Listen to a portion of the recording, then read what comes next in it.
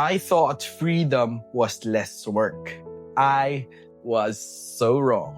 Marami nag-iisip ng freedom from work kasi matagal na sila nag-work for the longest time, and me working for 7 years or so in corporate and a few more gigs down the line, and I'm still working right now, maybe more than 10 years already.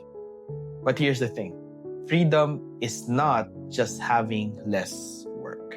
The best type of freedom is going on Mondays to get your groceries, have quality time with your family, and maybe choose when you want to do something, hindi lang sa long weekends. Makalaya sa sistema meant to lock you in hardcore for the next lifetime na meron ka. And escaping that is not just leaving work.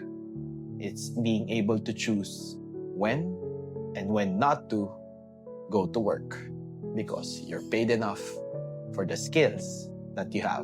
Kung naghahanap ka pa ng skills na pwede mong gawin para kumita, para maging side hustle, maybe comment down below kung naghahanap ka rin. Tara, sama-sama tayo maghanap.